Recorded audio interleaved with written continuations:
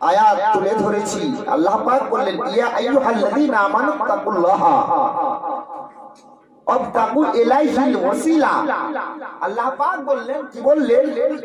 হে বিশ্বাসী বান্দাগণ, তাহলে যারা বিশ্বাস করে, অবিশ্বাসী কেন? ইত্তাকুল্লাহ, আমি আল্লাহ পাক, তোমরা আমাকে ভয় করো। কাকে ভয় করতে বললেন? আল্লাহ। কিন্তু আপনি যদি রাতের বেলায় আপনি ভোর ভোর গাভী দহন করে সেই দুধের বালতিতে পানি মিশিয়ে দেন, আপনি আল্লাহকে ভয় করলেন, মানুষকে ভয় করলেন যাতে না দেখতে পায়। অন্ধকারে চুপি সারে আমরা দুধে পানি দিলাম, কেউ দেখতে পেল না, কিন্তু স্বয়ং স্রষ্টা দেখতে পেলেন কি পেলেন না? পেলে। কত ভয় করতেন শুনুন। ও আমার আব্বা জান মায়েরা শুনুন, হযরতে ওমর ফারুক রাদিয়াল্লাহু তাআলা আনহু যখন আমিরুল মুমিনিন হলেন, মুমিনদের সম্রাট হলেন, বাদশা হলেন, খলিফা হলেন। এখনকার বাদশা, বর্তমানের বাদশা, মেম্বার প্রধান আলাদা হয়, কিন্তু যিনি মদিনার সেনানায়ক, মদিনার যিনি অধিকর্তা, মদিনাকে যিনি পরিচালনা করেন, ওমর ফারুক রাদিয়াল্লাহু তাআলা আনহু, তিনি রাতের অন্ধকারে মদিনার গলিতে গলিতে, প্রজাদের বাড়িতে বাড়িতে যেন তিনি রাতের অন্ধকারে ডিউটি দিতে। কে কেমন আছে, কে কি করছে? রাতে উনি আছেন আর ওনার সঙ্গে একজন আছেন, জোরে বলুন আলহামদুলিল্লাহ। আব্বাস রাদিয়াল্লাহু তাআলা তিনি আছেন, দুজনে যাচ্ছেন গলিতে। তো একটা বাড়িতে ঝগড়া চলছে রাতে, মা বেটিতে ঝগড়া। কিসের ঝগড়া? ন্যায় আর অন্যায়। কিসের ঝগড়া? টাকা পয়সা নয়, ন্যায় আর অন্যায়। কি ঝগড়া চলছে? মা বলছে, আমার মেয়ে, তোমার আব্বা মারা গিয়েছেন, তো আমরা এই সামান্য উট আর কিছু ছাগল আছে, দম্বা আছে, এদের দুধ দহন করে আমরা সংসার চালাই। তো এক কাজ করলে হয় না? বলে কি? বলে আমাদের 3 কেজি দুধ হয় প্রত্যেক দিন, 2 কেজি যদি জল মিশিয়ে দিই তাহলে 5 কেজি হবে। জোরে বলে। মা বলছেন মেয়েকে, আমার আম্মা জননী, ও আমার মেয়ে শোনো, এই 3 কেজি দুধ যদি আমরা আর 2 কেজি পানি দিয়ে দিই তাহলে 5 কেজি হয়ে যাবে। আমাদের সংসার খুব সুন্দর ভাবে আমরা পরিচালনা করব, সংসার চালাতে কোনো কষ্ট হবে না। ও আমার মেয়ে, তুমি 2 কেজি পানি তুমি মাফ করে নিয়ে এসো। তো মেয়ে বলছে, আম্মা জান, পানি তো মিশাবি, এই অন্ধকারে কেউ দেখতে পাবে না। বলে না মা, কেউ দেখতে পাবে না। বলে আম্মা জান, সবাই দুনিয়ার মদিনার কেউ দেখতে পাবে না, মক্কাবাসী কেউ দেখতে পাবে না, তায়েফবাসী দেখতে পাবে না, কেউ দেখতে পাবে না। তবে আমার আম্মা জান বলুন বলুন, আল্লাহ পাক দেখতে পাবেন কিনা? মনে নেই? তাকুল্লাহ, আল্লাহকে ভয় করতে হবে। তো মা বলছে, কেউ তো নেই, কেউ দেখতে পাই না, কেউ দেখতে পাবে না, জলটা নিয়ে এসো, এখন মিশিয়ে দিই। আমার ওমর ফারুক আমিরুল মুমিনিন তিনি সেই দরজায় দাঁড়িয়ে দাঁড়িয়ে মেয়ে এবং মায়ের ঝগড়া শুনছেন। কে?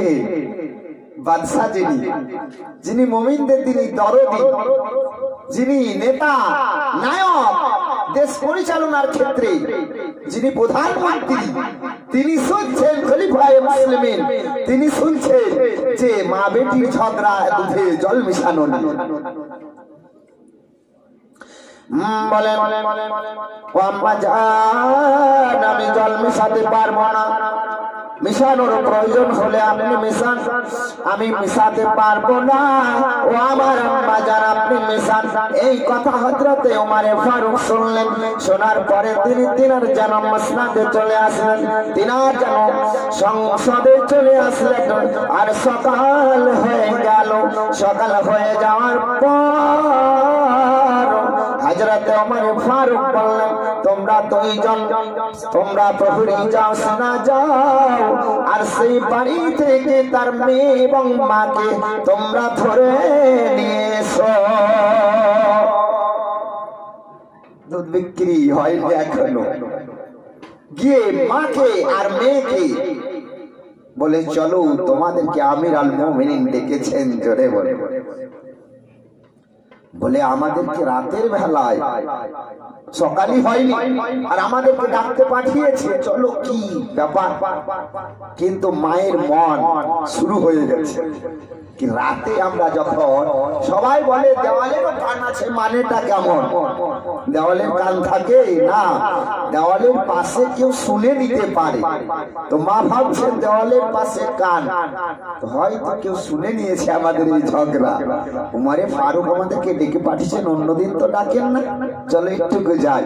মা এবং মেয়ে গুটি গুটি পায়ে যেন কম্পমান হয়ে থরথর করে আর কাঁপে আর আসলেন দরবারে। আসার পর বলেন, ও আমার বোন, বলো বলো, তুমি বলো, তুমি রাতের অন্ধকারে তোমরা দুধ দহন করার পর মা এবং মেয়েদের দুইজনের মধ্যে ঝগড়া কেন বেঁধেছিল বলো, তোমাদের কেন বিবাদ সৃষ্টি হয়েছিল বলে।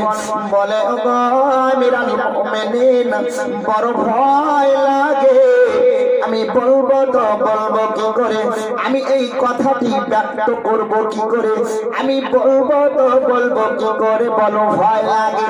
বলে, না না, তোমার কোনো ভয় নেই, তোমরা দুজনেই বলো তোমাদের বাড়িতে কেন ঝগড়া হচ্ছিল বলো। হযরত ওমরে ফারুক তিনি যার যে রাস্তায় উনি যেতেন, সেই রাস্তায় শয়তান আগে থেকে রাস্তা পরিষ্কার করে দিত। জোরে বলে সুবহানাল্লাহ। তো সেই ওমরে ফারুক রাদিয়াল্লাহু তাআলা আনহুর সম্মুখে মা আর মেয়ে বলছে, বলো কোন, বলো তোমার কোন, আমার এই রাষ্ট্রনায়ক হয়ে দেশ চালনার পরিচালনার ক্ষেত্রে আমার কোন জায়গায় ত্রুটি আছে? তোমার স্বামী মারা যাওয়ার পর আমাকে তোমার বাড়িতে খাবার পৌঁছে দেওয়ার আমার উচিত ছিল, কিন্তু আমি আগে জানতে পারিনি। তোমাদের এই ঝগড়া দেখে বুঝতে পারলাম দুধে কেন তোমরা জল মিশিয়ে।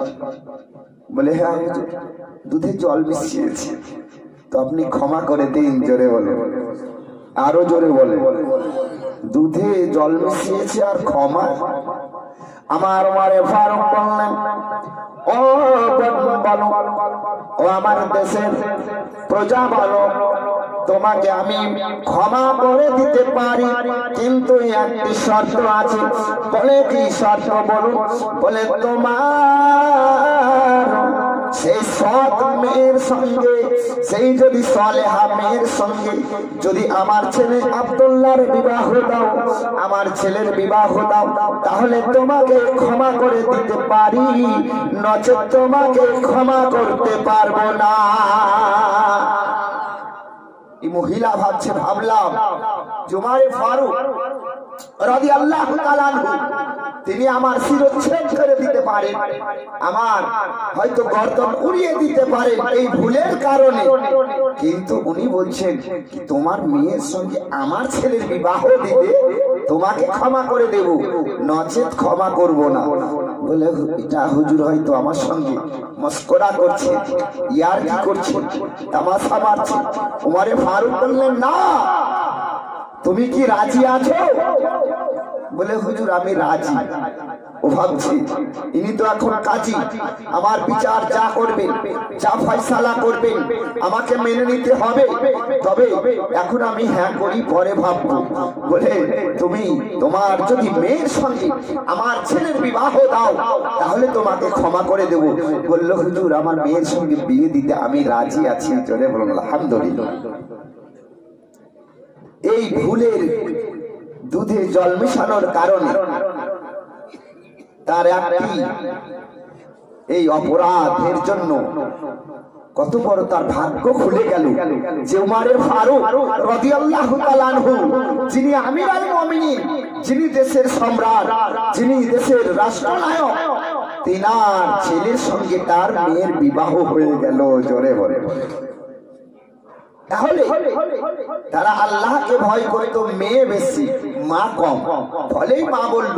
কিন্তু যখন সংসারে অভাব হয় তখন আমাদের মধ্যে স্বভাব নষ্ট হয়, আর স্বভাব নষ্ট যখনই হয় তখন আমাদের দ্বারা অনেক কিছু ত্রুটি হয়, গুনাহ হয়, পাপ হয়ে যায়।